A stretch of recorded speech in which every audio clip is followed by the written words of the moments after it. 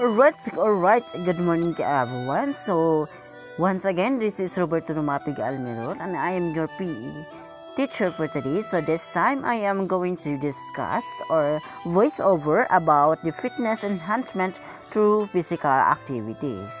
So, these are the objectives. First is to self-assess health-related fitness, status various physical activity as self-assessment, assesses health-related fitness status by physical activity assessment, participations, and one's diet. Second is to set fit goals based on training principles to achieve and or maintain the HRF.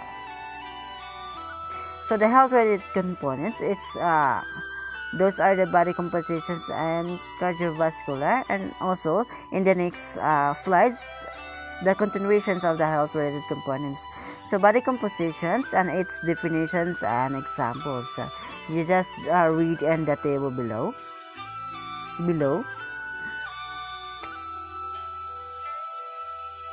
On the table presented, by the way. So this is the continuations, the flexibility and muscle endurance, and also the strength. So those are the health-related fitness. So this time, let's proceed and the 6 components of skills-related fitness. Parts of the physical fitness that help a person perform well in sports and activities that require certain skill. Different sports and activities require different combinations of skill-related fitness. So these are the skill-related fitness, which are the agility, balance, coordinations, power, reaction time, speed, and its definitions and examples. Just read on the table.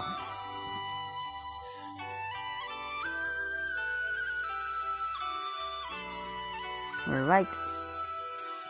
So let's proceed and listen. So the principles of trainings and barriers to physical activity.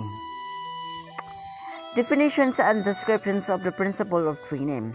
The principle of training should be thought of as the golden rules of making fitness training work for the individual's participant. Following these golden rules will help to guarantee success and will carry athletes towards their training and performance goals. All training is aimed at creating long-term physical changes in the body's systems. These changes are referred to as adaptations. Specificity training must be relevant to the individuals and their sport. This can be achieved by tailoring training specifically for the sport, for even the positions that the individual plays, the muscle groups that they use most of the dominant energy system of the athlete. Progressive overload training, frequency, intensity, times or type must be increased over the training period to ensure that the body is pushed beyond its normal rhythm.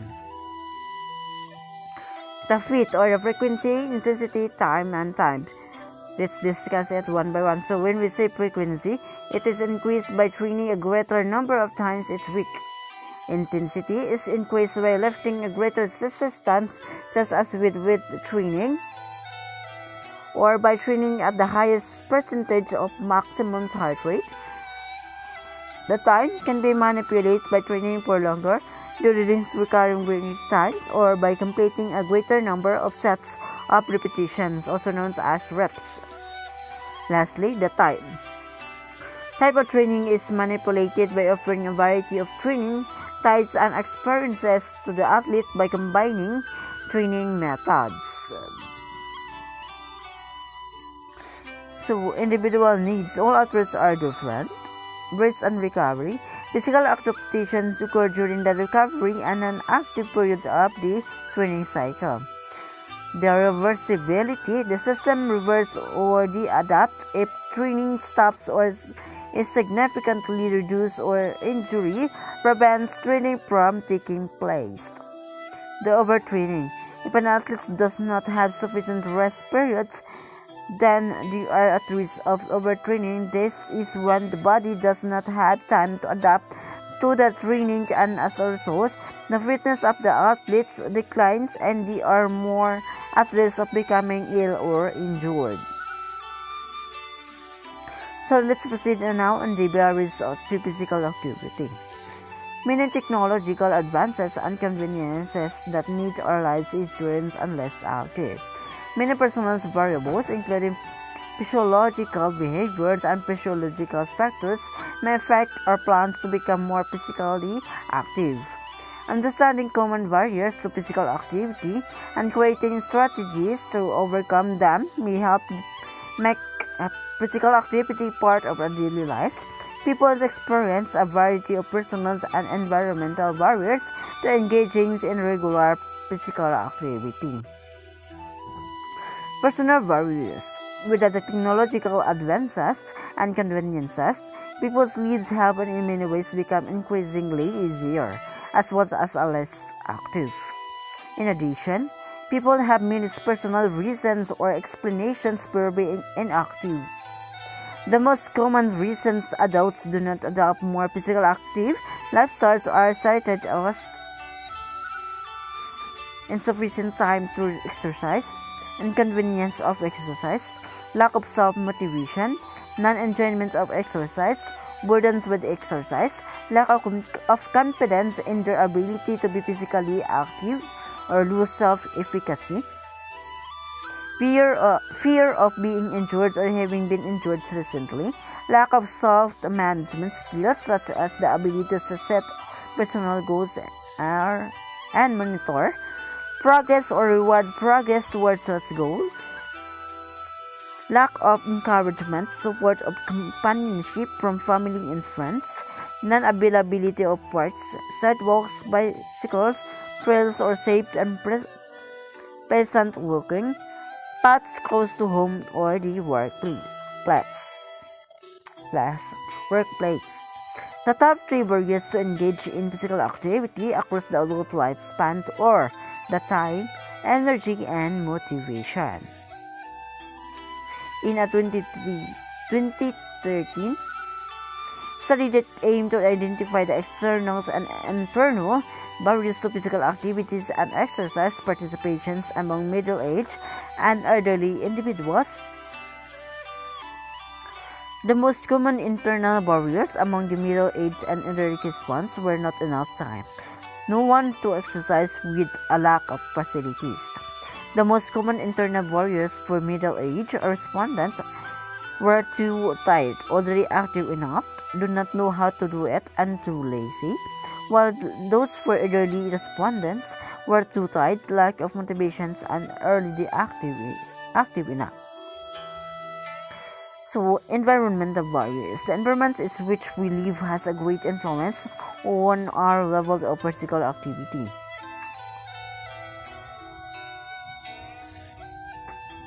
So now let's proceed on lesson 2. The importance of good nutrition. Nutrition is the health branch that stresses the importance of food for growth and development, as well as in lowering the chances of acquiring diseases and illness. What are nutrients? Nutrients are important food substances that help our body functions properly. It provides energy and facilitates the growth and repair of cells. So these are 6 types of nutrients, which are the following: the water, protein, carbohydrates, fats, vitamins, and minerals. The macronutrients such as carbohydrates, fats, proteins, and waters are required by the body in a large amount. Micronutrients such as vitamins and minerals are only needed in very little amounts. Why is it important? So what is good nutrition? So what are the effects of bad nutrition? So in the questions, why is it important?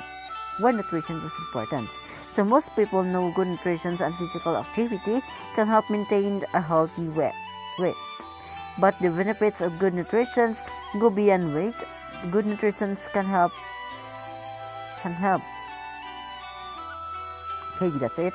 And what is good nutrition? Good nutrition means your body gets all the nutrients, vitamins, and minerals it needs to work its best. What are the effects of bad nutrition? The purpose of recovered nutrition is to replenish fluid, electrolyte, and glycogen rather. It also aids in making new muscles, proteins, and cellular components, as well as promotes proper immune functions. How to maintain a healthy eating lifestyle. What you eat each day affects your health and how you feel now and in the future. Good nutrition plays a major role in helping you lead a healthy lifestyle. When combined with physical activity, your diet can help you reach and maintain a healthy weight and reduce your risk of chronic conditions such as diabetes or heart disease, and promotes overall health and well-being. Maintaining a healthy lifestyle. To maintain your health eating habits, try the following tips. Add more fruits and veggies. Prepare healthy snacks. Reduce fat, salt, and sugar. Control portion sizes. Practice healthy eating in school.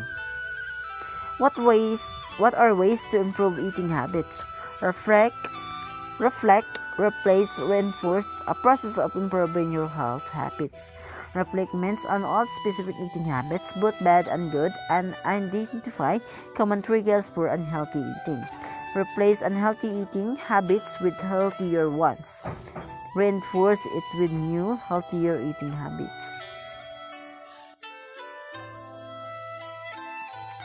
So that's all for today, and I hope you learned something from our discussion for today for quarter 3, week 2. So again, this is Roberto Nomatig Amiro, and I'm your PE instructor for today. And if you have questions again, so you may browse in this link for more further information and details, or you can comment down below in the comment box.